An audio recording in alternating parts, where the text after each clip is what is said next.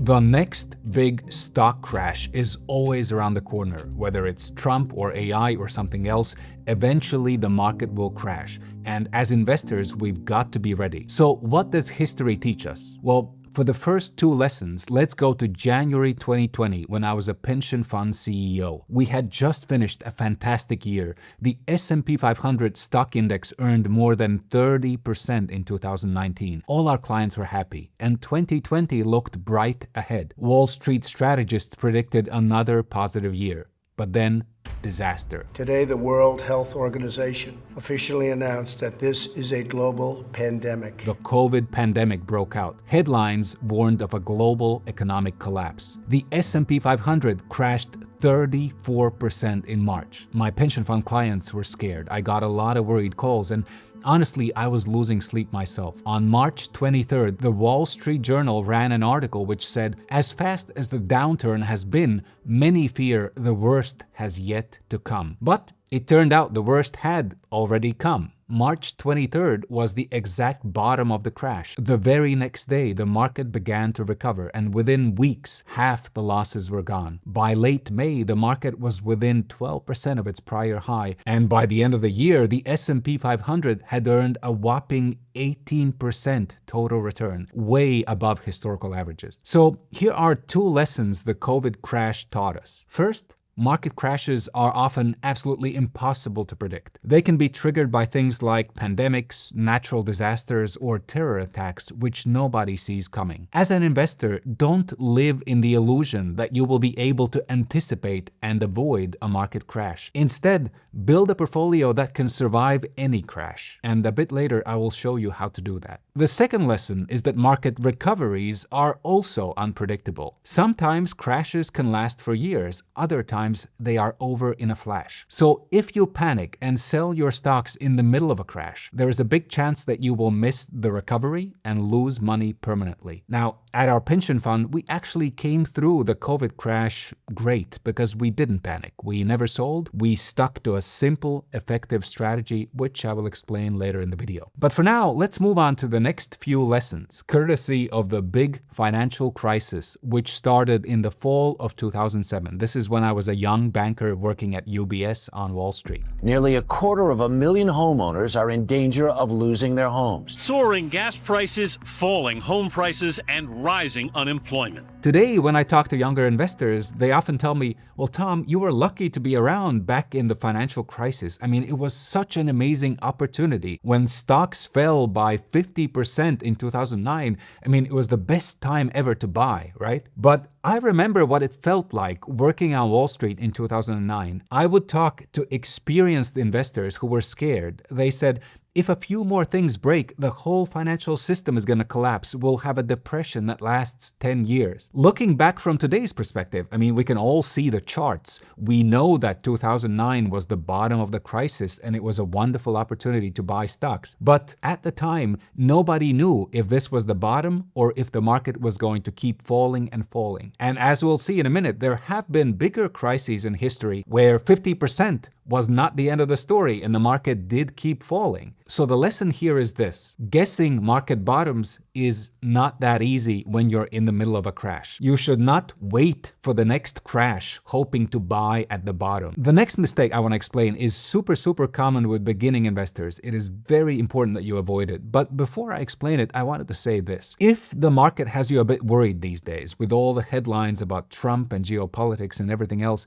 that's totally understandable. So that's exactly why I write a newsletter for European investors. I send it out every week and I discuss market events, investing insights for people who live in Europe, and general personal finance tips. If that sounds interesting, you can sign up for the newsletter by following the link in the description. Okay, but here's the next lesson, also from the global financial crisis. This is a lesson that I learned in a painful way from my own mistake. You see, back in 2007, I was a young banker on Wall Street, and for the first time in my life, I had some money. I had $10,000 sitting in the bank that I wanted to invest. But the financial crisis started and I got scared. I saw the market dropping week after week. I saw my employer UBS announcing layoffs and some more layoffs. And I thought, okay, I'm just going to wait until things calm down a bit. Now, my mentor at the time actually told me that I was an idiot. He said, look, when the market goes down, it's often the best opportunity. But I just couldn't get over my fear and I didn't start investing. And of course, in retrospect, that did turn out to be a big mistake. And it's a mistake that I've seen so many other people make over the years as well. For the past decade, I've been an investment trainer,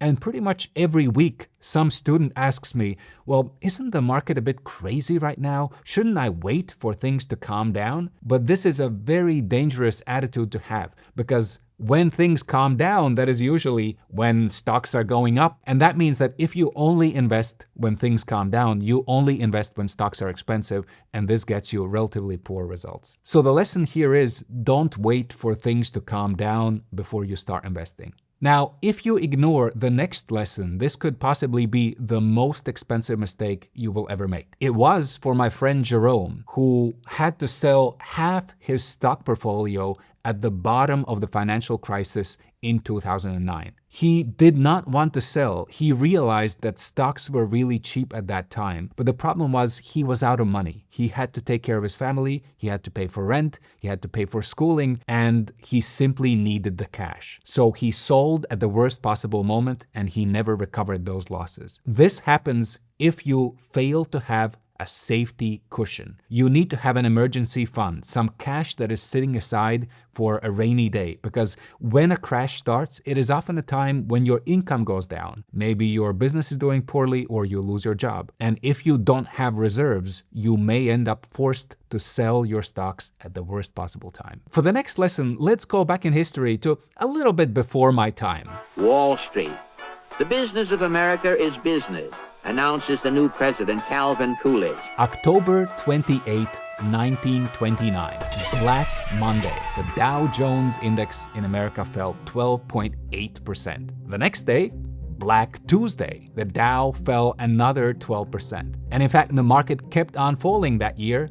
And by November 1929, the market had dropped by around half. And the thing is, the story didn't end there. There was a big rebound in the market in 1930. But it turned out that this was just a bit of false hope. The world was still early in what would become the Great Depression. The biggest crash came in 1932, where the market ended up 89% below its all-time high. In fact, the 30s saw multiple false rallies where the market recovered, people got optimistic, and then it crashed again. So that's an important lesson to keep in mind. You should be mentally ready that sometimes crashes can be longer and more painful. That said, the stock crashes of the Great Depression also have a more positive lesson to teach us. And this was really driven home to me when I recently read Andrew Ross Sorkin's excellent book, 1929. Inside the Greatest Crash in Wall Street History and How It Shattered a Nation. A wonderful book, I highly recommend it. I was just amazed to read about how back in the 1920s, stock market manipulation was completely legal and accepted. The richest people in America would get together to run pump and dump schemes, just ridiculous market manipulation. At the time, bankers would lend irresponsibly to regular people so they could buy stocks on credit, pushing up the market. So on the one hand, this is quite a disturbing picture, but on the other hand, it's also encouraging because today financial regulation is much stricter, and that means these kind of crazy markets are less likely to repeat. Although I am concerned around what is happening in Donald Trump's America today with all the insider trading that is happening around Trump's decisions and so forth. Next up, October 1973, when Egypt and Syria invaded Israel, starting the Yom Kippur War. At that time, Arab oil exporters imposed an embargo which pushed oil prices up globally almost 4 times. And this had a devastating impact on the stock market. By October 1974, the S&P 500 had crashed 48% from its January 1973 peak. Between 1972 and 1980, the US market did return an average of 6.5% per year, including dividends. But the problem was this was largely an illusion, because the real lesson from the 1970s crash is hidden under the surface level figures. You see, this was not just a market crash, it was a global inflation crisis.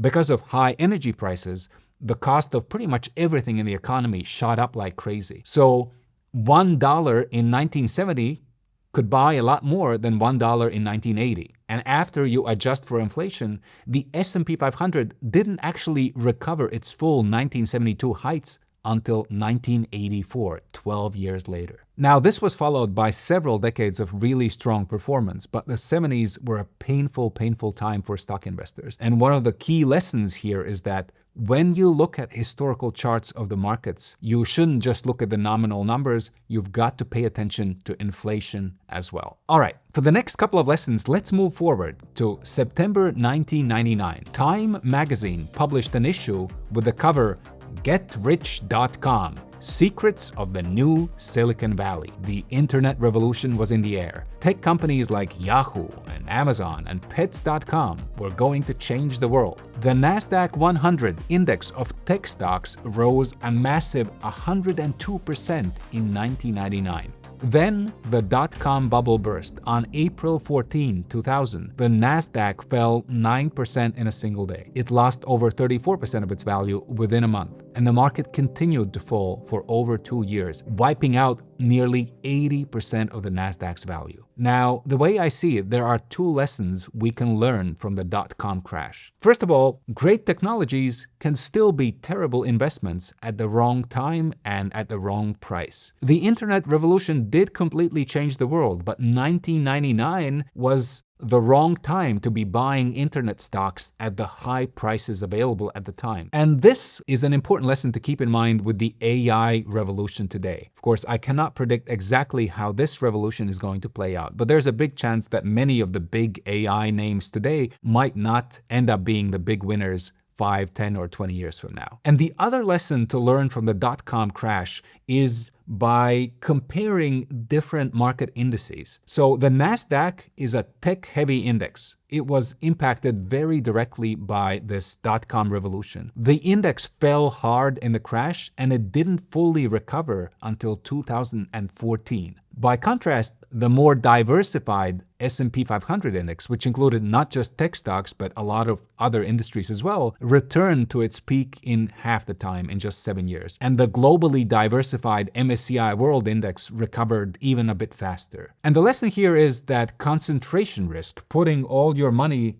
into a single industry, it can feel really smart in the middle of the boom. It can make you a lot of money, but when things crash down, it can really hurt you. So if you want a less stressful experience as an investor, you might want to spread out your bets a little more. So looking at all these lessons from history, what is the best way to prepare for the next market crash? Well, the first thing you need to do is make sure you have a good safety cushion. And I'm not talking about just 1,000 euros sitting in the bank. I'm talking about enough money to support your family for at least a few months. If you are a business owner or if your income is unstable, you might need enough cash to last you for 6 to 9 months. Because when a crash happens is often also the time when your business struggles and when your income falls. The second step you need to take is make sure that the risk level in your portfolio is appropriate. If you are 65 years old and about to retire, you should not have 100% of your money in the stock market. So make sure that the amount of risk you're taking, the stock allocation in your portfolio matches your age and how much risk you're happy to take. The next step is diversification. Make sure that your investments cover different regions, different industries, and potentially different company sizes. So large cap, mid cap, small cap. And then, just as important as these practical steps is adjusting your mindset. You need to move away from somebody who fears crashes to somebody who fully expects crashes and is ready for them. Because the markets are cyclical and crashes come and go. You cannot avoid them as an investor. Now, in my view, the easiest and most reliable way to do this is by becoming a passive investor. So this is where you buy passive investments like ETFs and index funds, and you stick to your strategy as the market goes up and down without reacting to market news. This is exactly how my pension fund stayed safe during the COVID crash, and that's exactly how I'm investing my family's money today. if you live in Europe and you would love to learn how to invest in ETFs, I've actually put together a training where I go step by step through everything you need to know. So go watch this video next to find out more.